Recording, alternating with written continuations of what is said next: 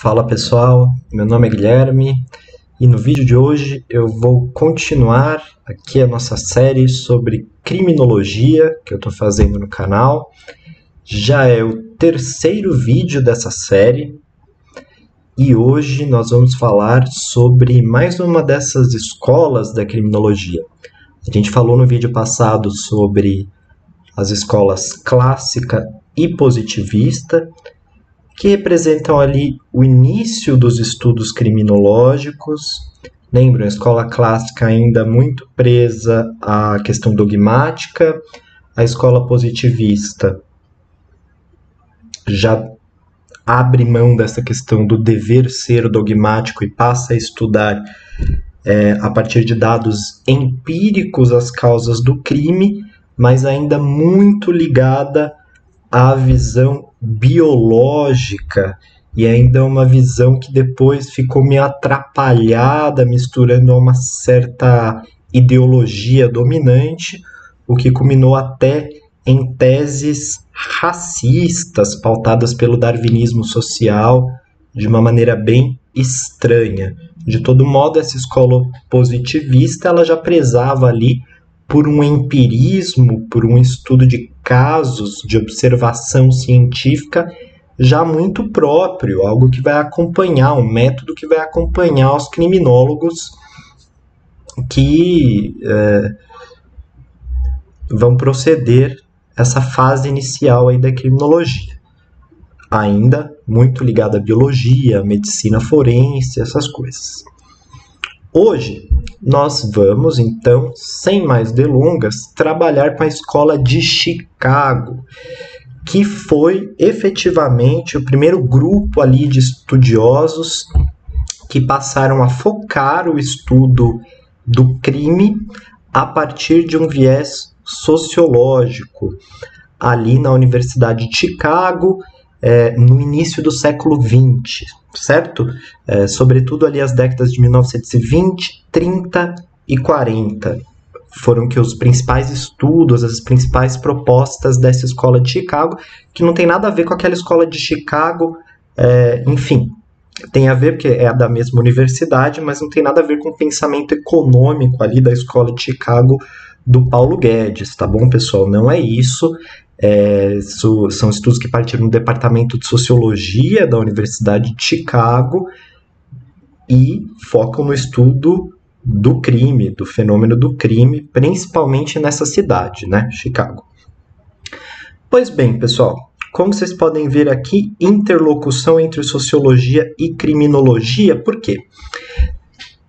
Não é que não existiam antes estudos sociológicos a respeito do crime, mas eles não eram tão detalhados e tão focados no aspecto criminal. Então, por exemplo, existia na Europa já pensamentos sociológicos a respeito do crime, por parte de Durkheim, por exemplo, mas eram estudos que não compunham ali o foco, né, de certa forma, da obra de Durkheim, sobretudo porque ainda não eram estudos tão pautados por uma observação empírica dos fatos, mas também estudos sociológicos ainda num plano mais conceitual.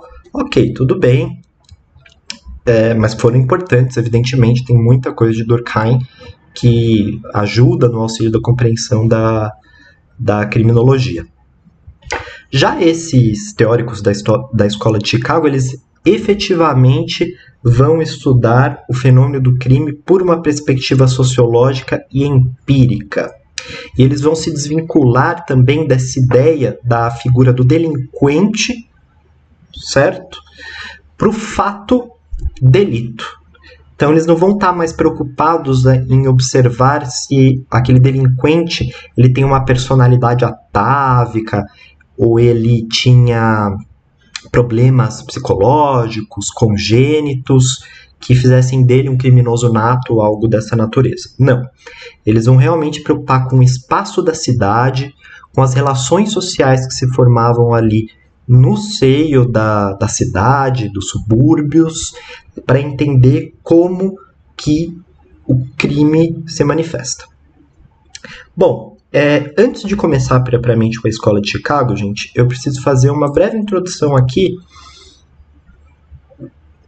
a respeito das teorias sociológicas do consenso e do conflito, e como elas são importantes para a compreensão não só da Escola de Chicago, que nós vamos estudar agora, mas nas demais escolas de sociologia e teorias sociológicas que nós vamos ver ao curso dessa série de vídeos que eu vou propor aqui, né? Nós chamamos de teoria sociológica do consenso aquelas teorias, como eu deixei aqui, ó, que partem da seguinte premissa, de que a sociedade ela compartilha dos mesmos valores, certo? A maioria, pelo menos, dos membros da sociedade partilham dos mesmos valores. Há uma espécie de fé coletiva nas instituições e sistemas de controle, certo? É como se, uma vez estabelecido ali um contrato social, todos comungassem com a ideia da sociedade, com as suas instituições, os seus poderes, as suas organizações, e que, no caso específico da criminologia, seria a partir do momento que você insere as pessoas dentro dessas instituições, dentro dos mecanismos sociais já pré-existentes ali, a pessoa ela não vai cometer crime. Essa é uma teoria do consenso, portanto. É uma teoria que afirma que há no bojo da sociedade um acordo coletivo em relação ao que é melhor. Se as pessoas estão cometendo crimes é porque elas não foram acolhidas ainda, mas quando elas conhecerem, se elas puderem conhecerem e se adaptar a isso, logo a criminalidade poderia até diminuir. E há também algumas teorias sociológicas, lembrando, essas teorias do controle, pessoal, elas fazem parte... A Escola de Chicago, ela faz parte disso que a gente chama de teoria do consenso, tá bom? E até a gente vai ver por quê. Assim como outras teorias aqui, formas de compreensão do crime, que também entram dentro dessa categoria de teoria sociológica do consenso, como as teorias da anomia, da associação diferencial, das subculturas criminais, que nós veremos adiante. A gente vai ver uma por uma aqui na nossa série de vídeos. Há também, pessoal, as teorias sociológicas do conflito. Para essas teorias, a sociedade está dividida em grupos de poder, e logo existe uma classe dominante e uma classe dominada, que eu coloquei no singular, mas vocês podem pensar também classes dominantes e classes dominadas, e as instituições atuam para garantir esse estado de coisas entre dominantes e dominados, certo? Então, não há o que se possa fazer para resolver, por exemplo, a questão do crime sem mexer nesse estado de coisas de uma forma estrutural, certo? Não basta você pensar em inserir as pessoas dentro de um plano institucional. Essa pessoa ela só precisa aqui de um emprego, de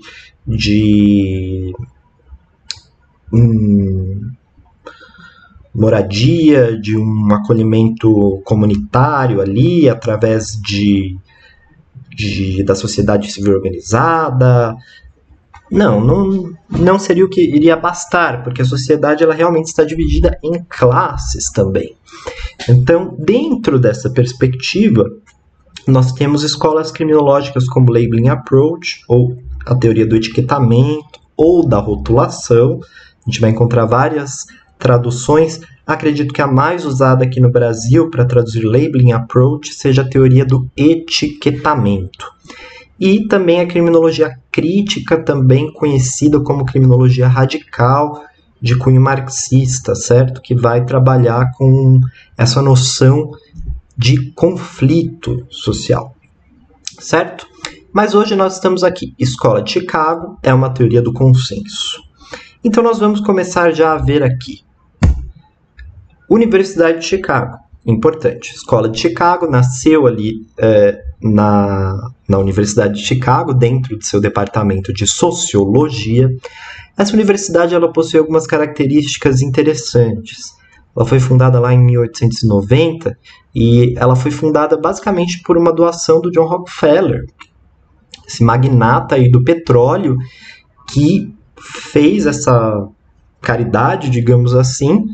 À época, isso aí era uma fortuna. Hoje você não constrói nenhum laboratório. Mas na época você deve pensar que realmente isso aí era uma fortuna, uma quantidade enorme de dinheiro.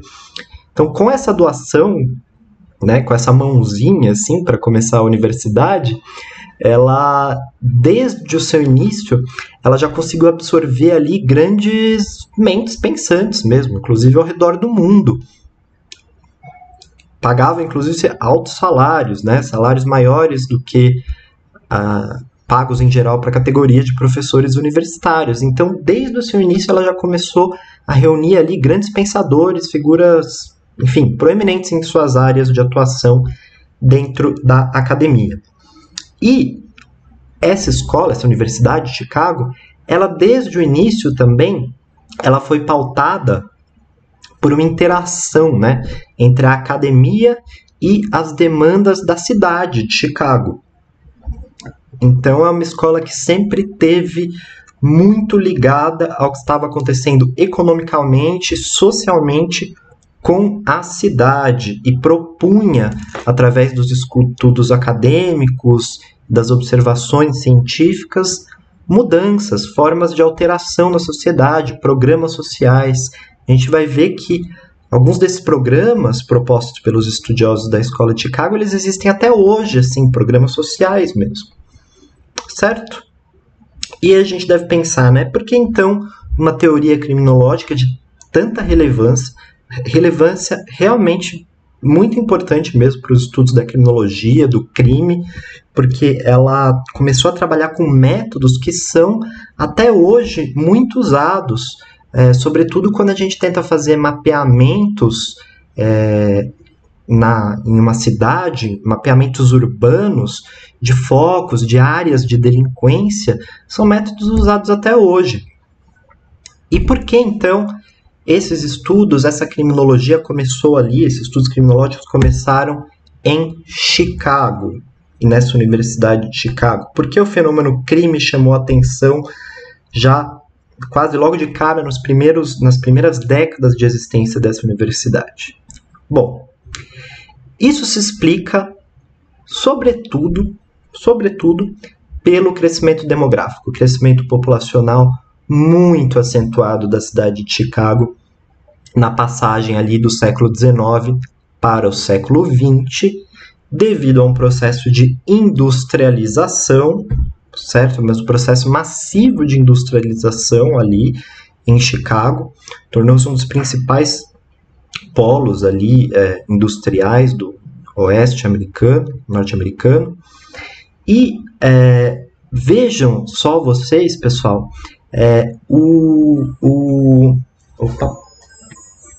vejam só vocês aqui alguns dados referentes ao censo norte-americano feito na época, né, entre século XIX e século XX. Em 1840, tinha na cidade de Chicago 4.470 pessoas. Estamos falando em 1840. Era um vilarejo. Ele era um vilarejo, 4.470 pessoas. Basicamente, uma cidade muito pequena. 40 anos após, em 1880, havia em Chicago 500.185 pessoas. Olha o tamanho, volume em 40 anos desse crescimento demográfico. Em 1930, época que boa parte desses autores que a gente vai ver estão escrevendo, havia em Chicago 3.376.438 pessoas. É um aumento, é uma dimensão assim absurda, o nível de crescimento populacional. E por que se deveu esse nível? Como eu disse, teve a questão da industrialização, foi uma cidade que atraiu um alto número de imigrantes, né? No ano de 1900, por exemplo, em torno de 50% da população era de imigrantes. Sim, foi uma cidade que começou a acolher imigrantes sobretudo da Europa, irlandeses, mas também mexicanos. Então, se formou ali, havia, por exemplo, em Chicago, até as Hull Houses, que depois a fundadora das Hull Houses, que eram casas ali de acolhimento de imigrantes, que essa sua fundadora, Jane Addams, ganhou até o Prêmio Nobel da Paz por ter criado esse projeto das Hull Houses, que acolhia os imigrantes, dava os primeiros ali, as primeiras condições de tratamento digno para que os imigrantes tocassem a vida, sobretudo aqueles imigrantes que estavam em uma condição mais difícil, eles acolhiam, faziam programas de inserção social, de emprego, coisas assim, né? Um projeto conhecido como Hull Houses, existe até hoje lá em Chicago também. Tinha um museu lá da Hull House, da Jane Addams, bem interessante esse projeto que havia lá.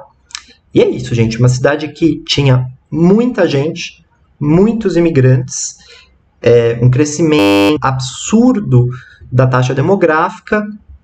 E o que isso gerou, gente? O que isso gerou?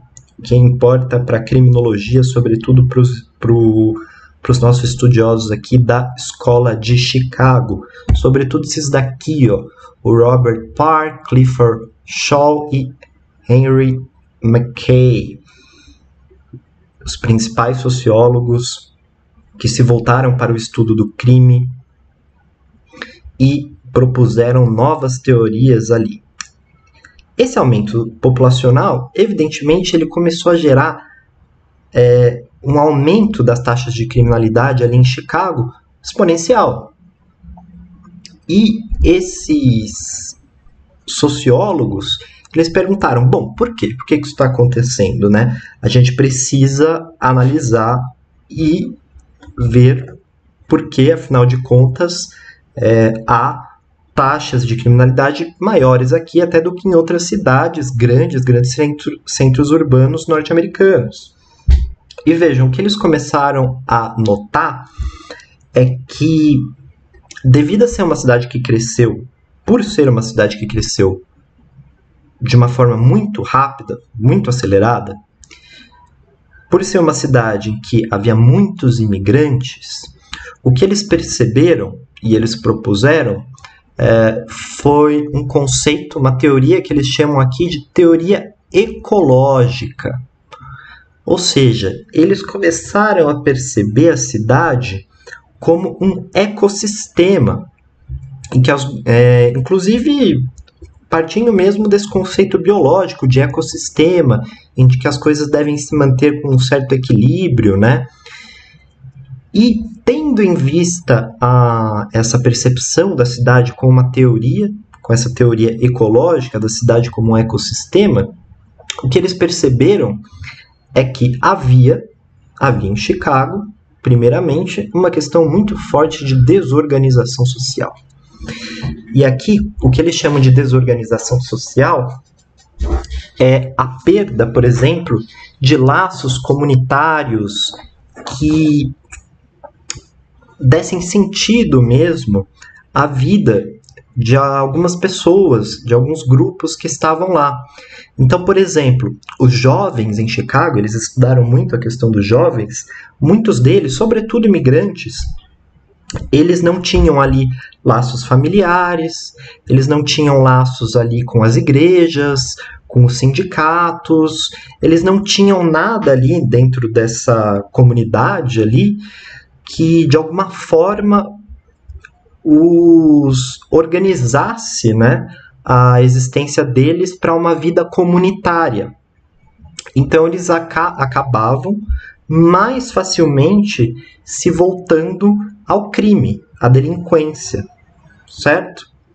Então, existia essa questão, essa perda dos laços, de alguns vínculos comunitários próprios às cidades, sobretudo cidades menores, ela estava pulverizada lá em Chicago. As pessoas iam para lá, mas iam sem suas famílias, elas não tinham espaços onde elas pudessem trocar informações culturais, muitas vezes não eram inseridas também em ambientes de lazer, esporte, coisas assim. E essas pessoas, eles perceberam que tinha uma tendência muito maior à prática de crimes, certo? Eles identificaram também, e esse é outro conceito importante dentro dessa teoria ecológica, áreas de delinquência ali em Chicago. Essas áreas de delinquência eram partes do bairro em que as pessoas em que lá habitavam cometiam mais crimes, portanto, áreas de delinquência. Eles dividiram ali Chicago em algumas zonas, né? Zona 1, a zona central, que era a zona que eles chamavam de Loop, que era a zona onde havia ali os comércios e as indústrias, portanto, os empregos, né?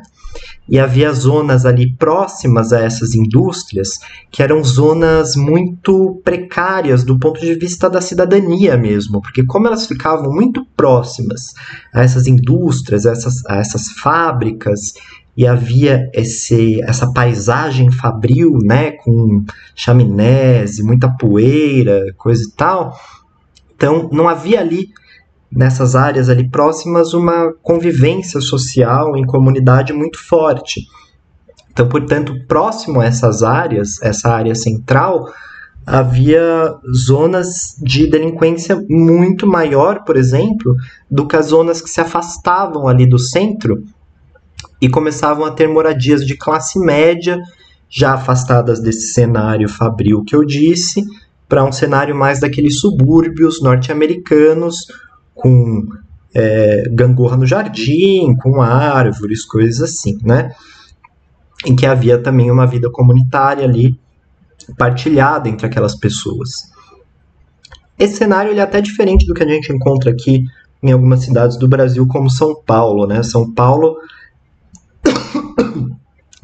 por exemplo, há áreas centrais que são mais... são, na verdade, até de classe média, enquanto as áreas mais periféricas são de pessoas mais pobres, né, na periferia de São Paulo. Mas isso também se explica, pessoal, porque, como eu disse, né, o centro aqui de São Paulo, ele é sobretudo um centro comercial, né, e financeiro, muitas vezes, um centro com muitos prédios públicos ali no centro velho, mas não é tanto um centro fabril industrial, né? As indústrias aqui na cidade de São Paulo, elas ficam espalhadas, algumas inclusive ficam mais para a periferia.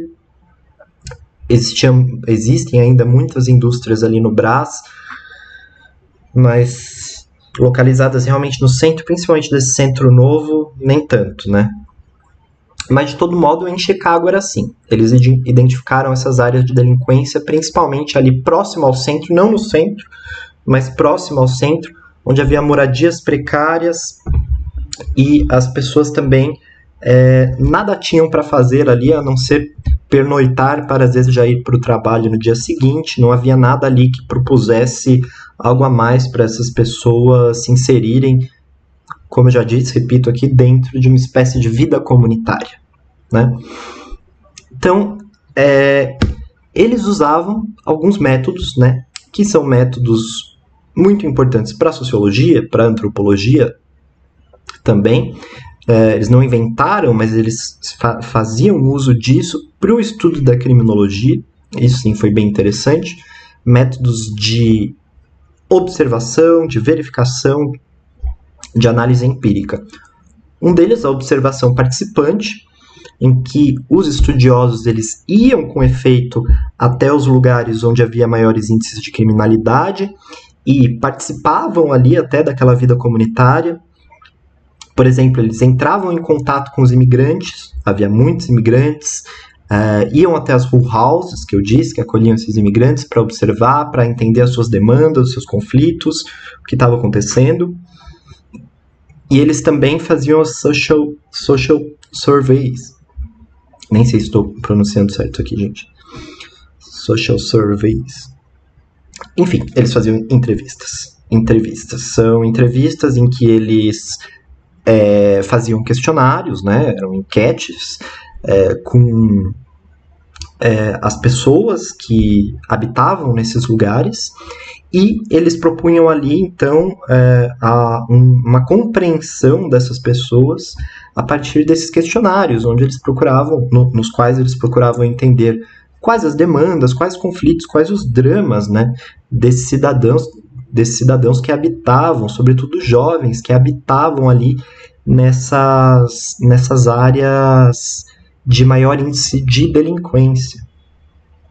Então vejam, observação participante, entrevistas, método sempre ali muito empírico de ir mesmo a campo e formular depois os seus conceitos, mas após essa ida efetiva ao campo para estudar o que está acontecendo, até porque, como eu disse, a Universidade de Chicago ela tinha uma relação muito forte com a comunidade, né?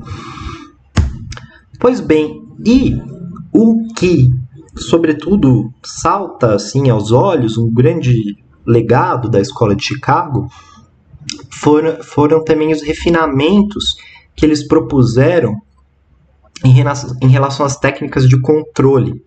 Porque uma vez que eles observaram ali que o ecossistema da cidade ele estava sendo prejudicado ali, porque havia uma desvinculação de jovens imigrantes com laços comunitários, o que eles propuseram, então? E isso foi inovador, sim, para a época, viu, gente? O que eles propuseram? Bom, a gente deve, então, educá-los pela força, pelo controle policial, o controle formal do direito. Essas pessoas devem compreender que aqui nós temos essas leis e que, uma vez que elas cometam delitos, nós devemos enrijecer as leis ou coisas parecidas. Não. O foco da questão do controle na escola de Chicago foi pelo controle informal.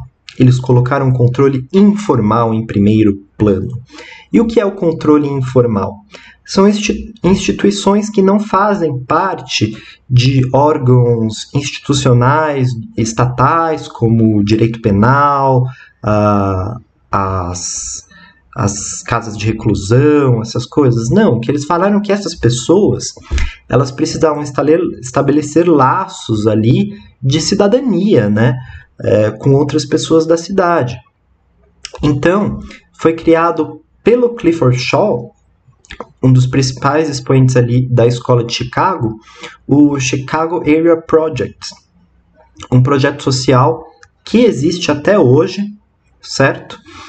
Eu vou mostrar aqui para vocês, pessoal, até o site desse projeto, para vocês verem que é um programa social ali da década de 30 que perdura até hoje em Chicago, né? Você vê uma política pública realmente que perseverou. Se olhar aqui, tem o site do Chicago Area Project, né?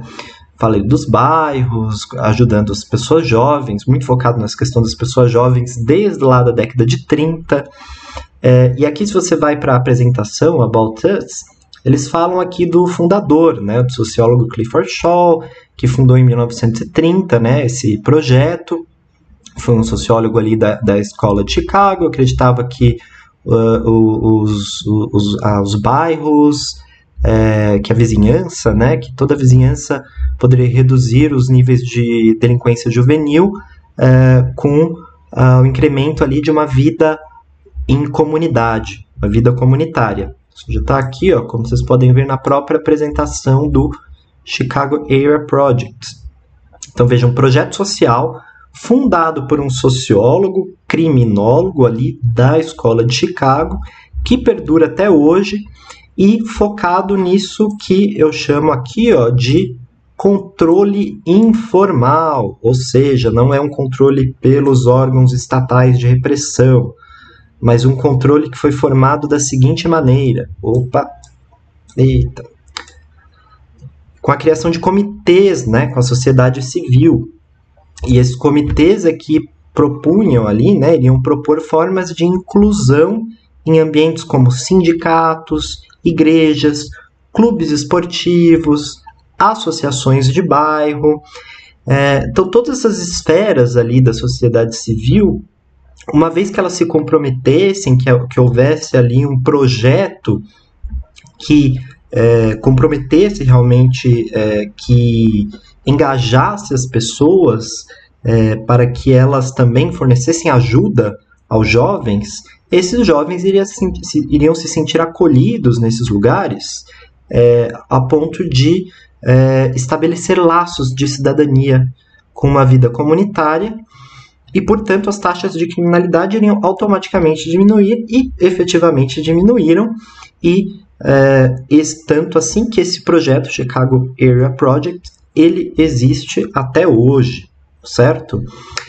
Isso que eu acho bem legal, uma grande contribuição da Escola de Chicago, sem dúvida para mim, foi esse foco, né? Essa retirada do foco dos órgãos de controle para os órgãos de controle formais, para os órgãos de controle informais.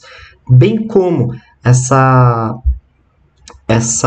mudança, né, de observação. Vou parar de tentar observar aqui a mente, a forma do crânio do criminoso para entender ali as suas pulsões, os seus instintos malignos.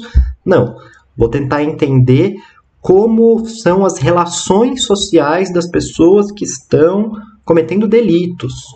E como essas relações, na verdade, pelo que eles entenderam, essas relações eram muito fragilizadas. Não tinha relação com a vida comunitária.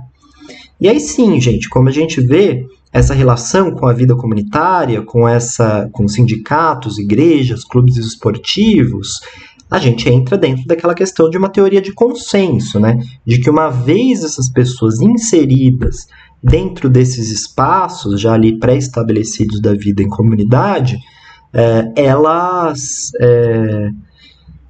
não iriam mais cometer delitos, certo? E isso a gente vai ver que foi problematizado pelas teorias do conflito, a gente vai ver mais para frente, mas por hora eu saliento essas características da Escola de Chicago aqui, que é importante reter dentro do estudo da criminologia, né? O foco não mais nessa figura do delinquente atávico, psiquicamente prejudicado, mas para as relações sociais das pessoas que estão cometendo delitos e busca de intervenção nessas relações para que elas sejam inseridas, né? De modo a também tirar o foco de um controle repressivo, né? Para um controle informal, ou seja, pautado pela inserção dentro da sociedade civil e de cidadania, inserção cidadã. Certo, gente? Era isso que eu queria falar para vocês sobre os principais elementos aqui da Escola de Chicago. Vou encerrando por aqui, espero que vocês tenham gostado e nos vemos no próximo vídeo da nossa série sobre criminologia aqui no canal. Muito obrigado.